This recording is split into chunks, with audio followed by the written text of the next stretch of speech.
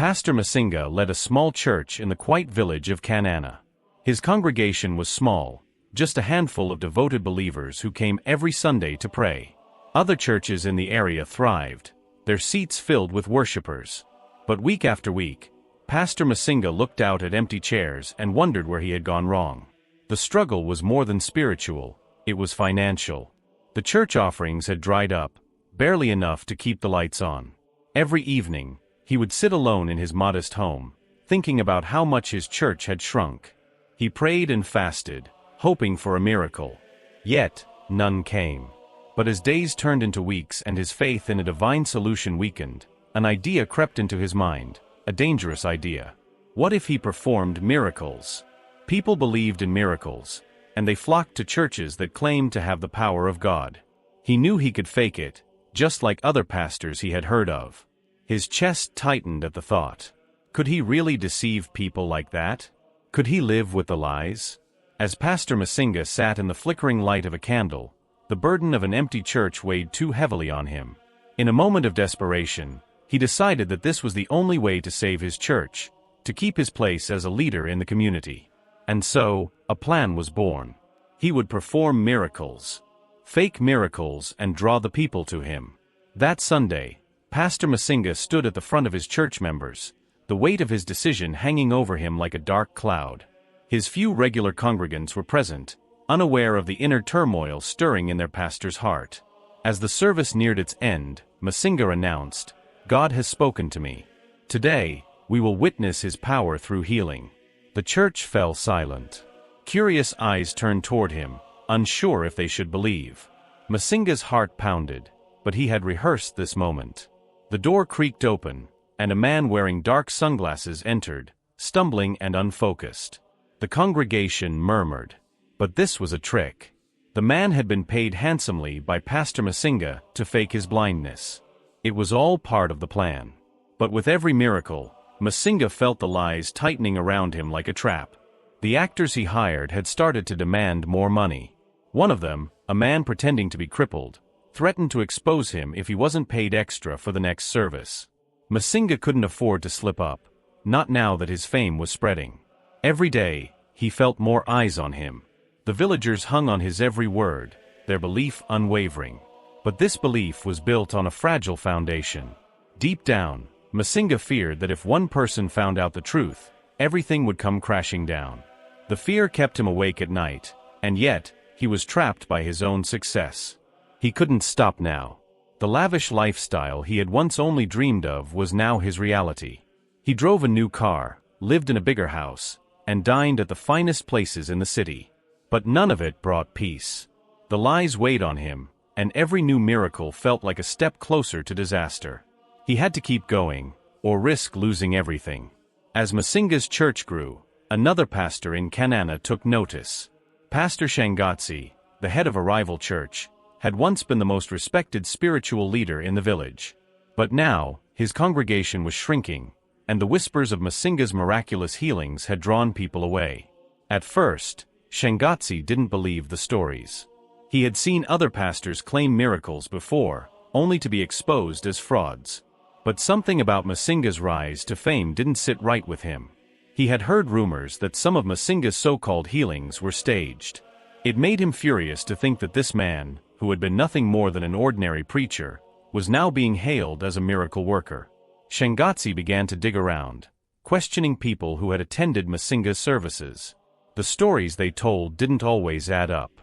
One woman swore she had seen a blind man healed, but others whispered that the man had never been blind in the first place. Fueled by jealousy and suspicion, Shangatsi devised a plan. If Masinga was faking miracles, Shangatsi would expose him for the fraud he was. He just needed the perfect moment. Pastor Shangatsi's chance came one Sunday morning. He learned that Joseph, a well-known villager who had been paralyzed for years, was planning to attend Masinga's service. Joseph had been desperate for healing, and with the rumors of Masinga's power spreading, he was convinced that this was his only hope. Shangatsi knew Joseph's condition well. There was no faking this. If Masinga was truly a man of God, he would be able to heal Joseph. But if he couldn't, then Shangatsi would have all the proof he needed to ruin him. As the service began that morning, Pastor Masinga was unaware of the storm that was brewing.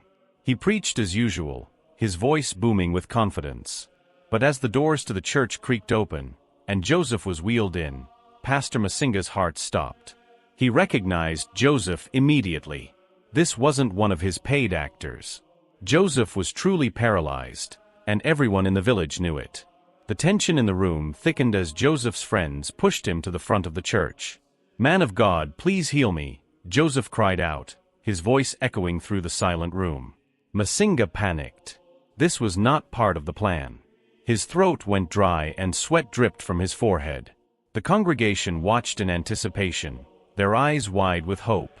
And standing at the back of the church, Pastor Shangatsi watched with a smile on his face, waiting for Masinga to fail. Masinga's mind raced. He had faked so many healings, but this was different. Joseph was truly disabled. There was no trick he could use to save himself now. The weight of the moment crushed him, and for the first time, he felt completely helpless. "Pastor Masinga," Shangatsi's voice rang out from the back of the room. "If you are truly a man of God, heal this man before us all."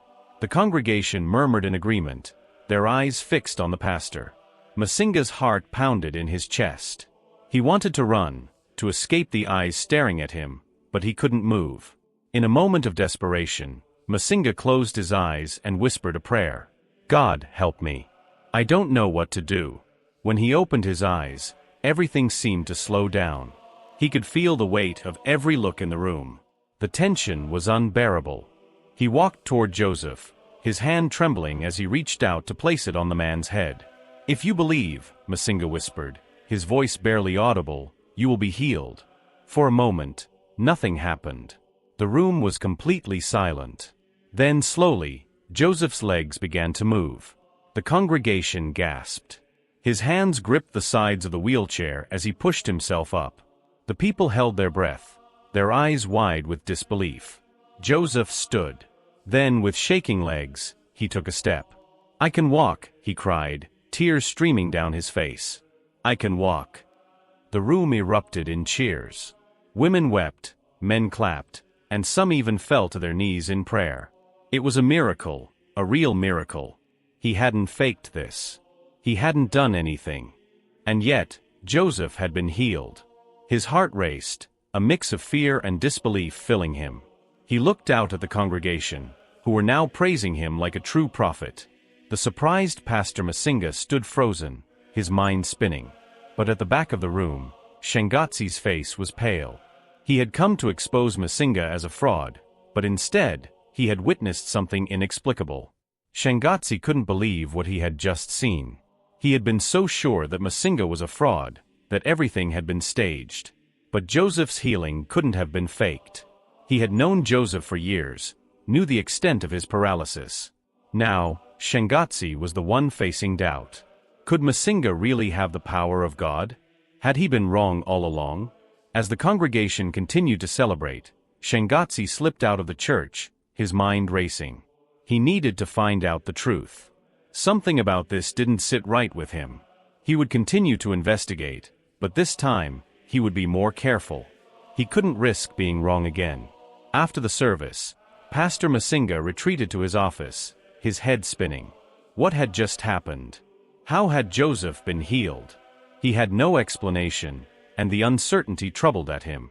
The congregation now believed him to be a true miracle worker, and his church was about to explode with new followers. But Masinga felt no joy in this victory. Instead, he was terrified.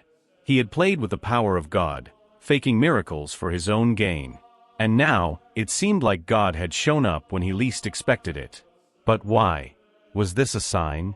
Was he being punished or rewarded? As he sat in his office, staring at the walls, a deep sense of fear filled him. The burden of the miracle weighed heavily on his shoulders, and for the first time, he wondered if he had gone too far. The miracle spread through the village like wildfire. People from neighboring towns began to flood into Pastor Masinga's church. They came in droves, eager to witness the power of God that had healed a man so broken that no doctor could help him. But Pastor Masinga, though he smiled and welcomed them warmly, felt nothing but anxiety tightening his chest. The truth weighed on him. It was a coincidence. He didn't heal Joseph. That was not him. What if people came expecting more real miracles? What would happen when they realized he had been faking it all along? As the days passed, Pastor Masinga tried to reassure himself that this was an isolated event, a once-in-a-lifetime occurrence. But the more he tried to push it away, the more the doubt crept into his mind. Was this really God's work? Had he been touched by something far greater than he ever expected? Late at night, when the village was quiet, Masinga sat alone in his large luxurious home. His wealth had grown significantly since the miracle. His congregation's offerings had more than doubled, and his once humble lifestyle had transformed into one filled with lavishness. But none of it brought peace. Instead, he felt more alone than ever. He hadn't prayed properly in weeks. The guilt, the deception, and the weight of his newfound fame were too much. He had sold himself to a lie, and now the consequences of that lie were unraveling before his eyes. One night, as he stared at his reflection in the mirror, a thought came into his mind. What if this was no accident? What if God was giving him a second chance, a chance to truly repent and become the man everyone thought he was? But another voice whispered, darker, more sinister. What if this was the devil's work? What if all this success was a trap, and the real fall was yet to come? The next Sunday, the church was packed. People had come from miles away, standing shoulder to shoulder inside and spilling out into the tent that was built outside. They sang, they prayed, and they waited for the man who had healed the crippled to show them more miracles. As Masinga stood behind the pulpit, his heart raced. His hands were slippery with sweat, and his mouth felt dry. He could feel the weight of their expectations pressing down on him, suffocating him. They were here for another miracle. They wanted to see the power of God flow through him again. He glanced toward the back of the church and saw Pastor Shangatsi standing there, watching. His rival was no longer smiling. Instead, his eyes were cold and calculating. Masinga could sense that Shangatsi was still waiting for him to slip, to fall, to be exposed. The congregation's voices filled the church, their fervent prayers rising to the heavens, and Masinga knew he couldn't stall any longer. He had to do something. But what? Another fake miracle? After what had happened with Joseph, that felt too risky. People would scrutinize him more closely now. They believed in him, but belief could turn to doubt in an instant. He stepped forward, his mind racing. He could feel his heartbeat thudding in his ears. This was the moment. All eyes were on him. Today, he began, his voice trembling slightly, today we shall see the power of God once more. The crowd erupted in cheers, their faith profound. But Masinga felt nothing but dread. He looked around, searching for someone, anyone, to be his next miracle. A young woman at the front, with crutches, caught his eye. But just as he was about to approach her, something unexpected happened. A loud commotion came from the entrance of the church. People turned, and Masinga's heart dropped when he saw who had arrived. At the entrance stood a man Masinga hadn't seen in years. It was David. Once a member of the church, David had been one of the few who stayed loyal to Pastor Masinga during the hard times. But after a tragic accident left him paralyzed from the waist down, David had lost faith and left the church, cursing God. Now, David sat in a wheelchair, his face gaunt but his eyes filled with hope. The congregation murmured in confusion. They remembered David's story. Many of them had visited him in the hospital, had seen the extent of his injuries. The doctors had said he would never walk again. "Man of God," David called out, his voice weak but determined, "I've heard about the miracles happening here. I've come to be healed." Masinga's blood ran cold. He had no plan for this. He had expected to choose someone easily manipulated, someone who wouldn't expose his pretense. But David? There was no faking this. His paralysis was real, and the entire village knew it. Panic gripped him. His mouth went dry, and his hands shook as he stepped toward David. His mind raced, desperately trying to think of a way out, but there was none. The congregation fell silent, waiting. David wheeled himself forward, stopping at the front of the church. "If God truly works through you," he said, his voice growing stronger, "then heal me. Make me walk again." Masinga felt like he was drowning. His vision blurred, and the walls seemed to close in around him. He knew he couldn't do this. He couldn't fake this. But as he stood there, frozen, something strange happened. The air in the church shifted. The atmosphere became heavy, as if something powerful had entered the room. The congregation began to murmur, sensing that something was happening, though they didn't know what. Masinga felt it too. A strange warmth spread through his body, starting in his chest and moving out to his limbs. It was unlike anything he had ever experienced. His fear began to dissolve, replaced by a calmness he didn't understand. His heart pounded, but not from fear this time. It was as though an unseen force was guiding him, pushing him forward. He walked toward David, his feet moving on their own. He knelt in front of him, his hands shaking as he placed them on David's legs. The congregation held their breath. "Lord," Masinga whispered, his voice barely audible, "if this is your will, let it be done." A silence fell over the room, so deep that it seemed to swallow every sound. Masinga kept his eyes closed, unable to face what might, or might not happen. Then, suddenly, he felt movement beneath his hands. David's legs twitched, the muscles shifting beneath Masinga's fingers. A gasp rippled through the congregation as David's legs moved again. Slowly, shakily, David began to push himself up from the wheelchair. The church erupted in cries and shouts as David stood, unsteady but upright. Masinga opened his eyes, blinking in disbelief as he stared at David. He had done nothing, yet here was a man who had been paralyzed for years, standing before him, miraculously healed. Tears streamed down David's face as he took a step, then another. The crowd surged forward, screaming in joy, praising God for the miracle they had just witnessed. But Masinga stood there, frozen. He hadn't performed this miracle. He knew that. He hadn't even believed in it. So how had it happened? What force had taken over? And more importantly, what did it mean for him? The congregation couldn't stop praising Masinga. They sang songs of joy, clapping their hands, calling him the true man of God. But Masinga's mind was elsewhere. The weight of the day's events pressed down on him like a heavy stone. He had faked so many miracles before, but this was real. And it terrified him.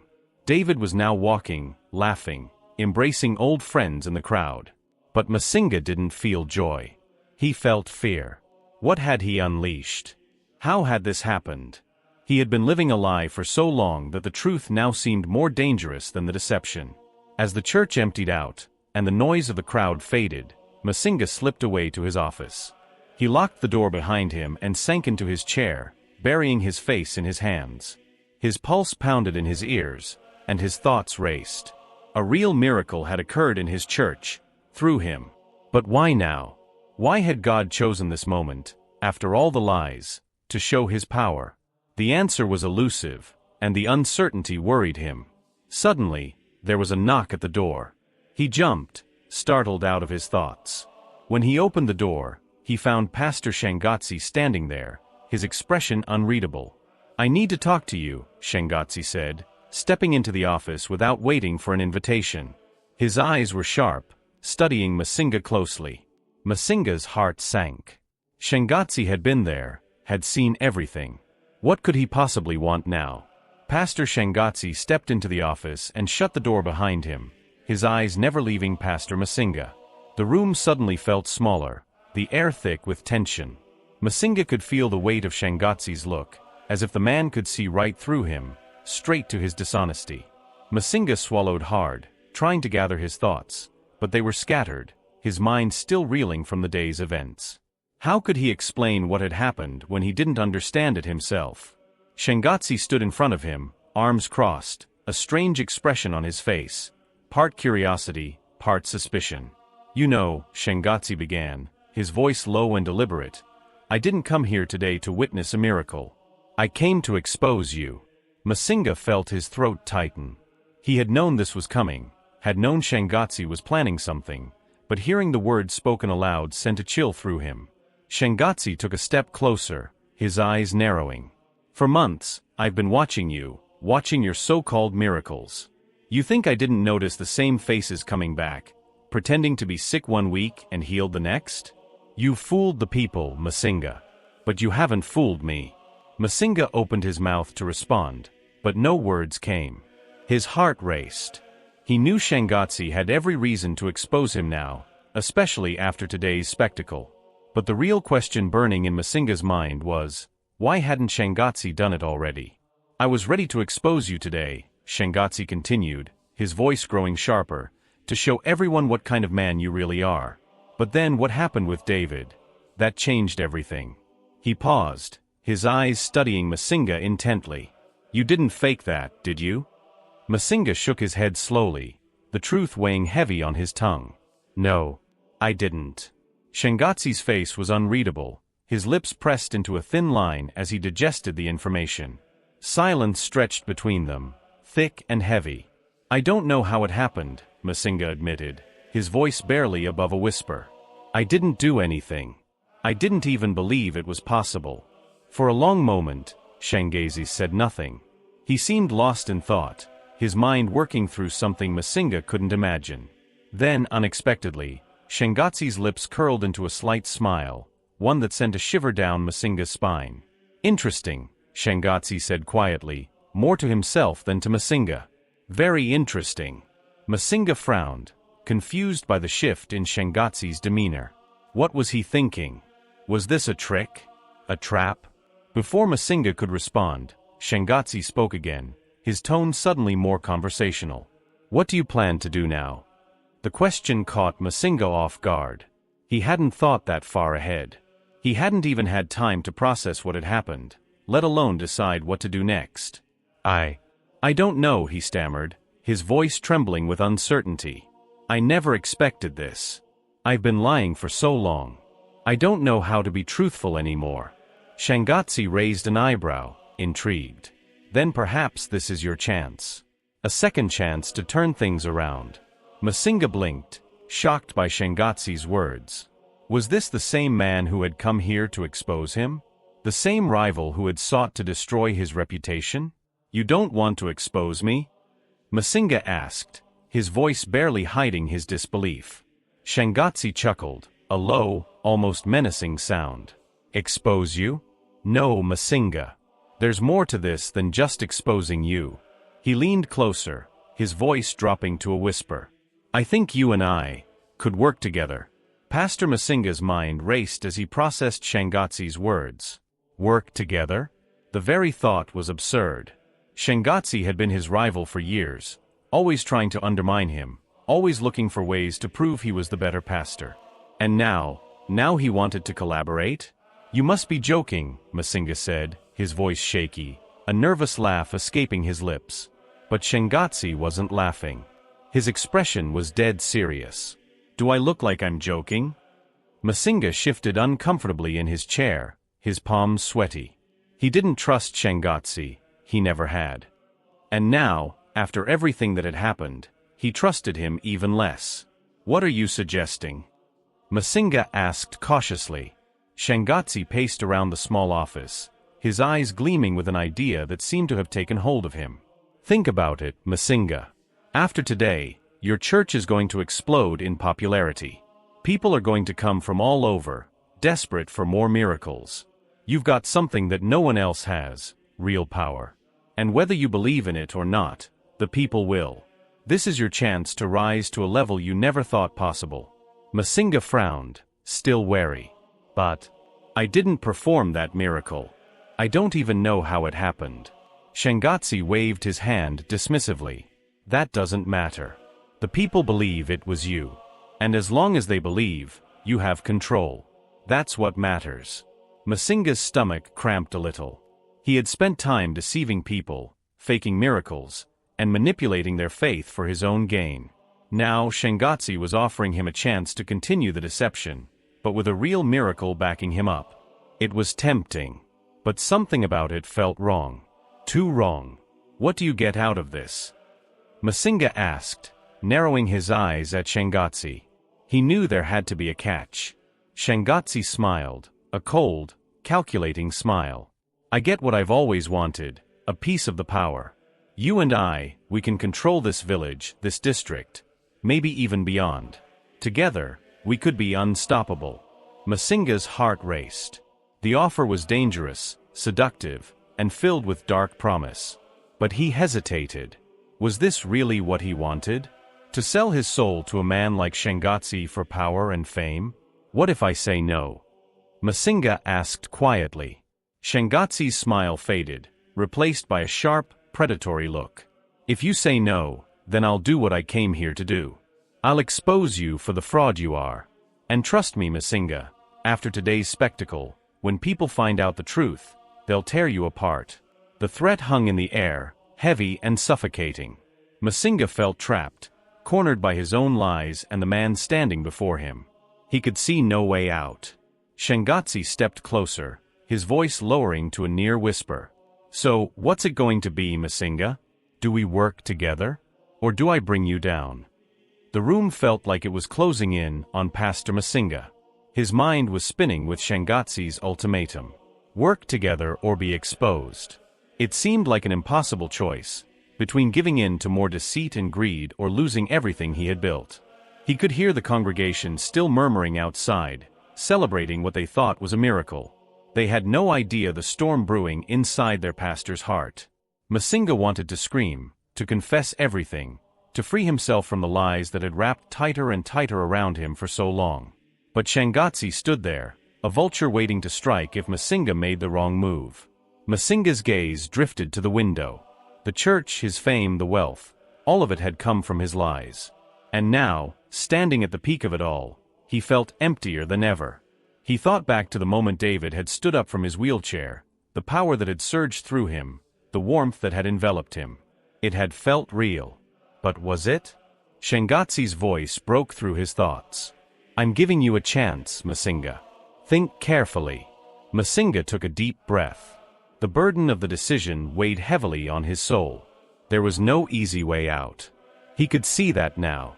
He looked up at Shangatsi, his mouth dry as he forced the words out. I'll do it. Pastor Shangatsi, or should I say Mr. Shangatsi, got what he wanted. Tell us in the comment section whether you think this blackmail relationship will work or not. And please consider subscribing so that we can bring you episode 2.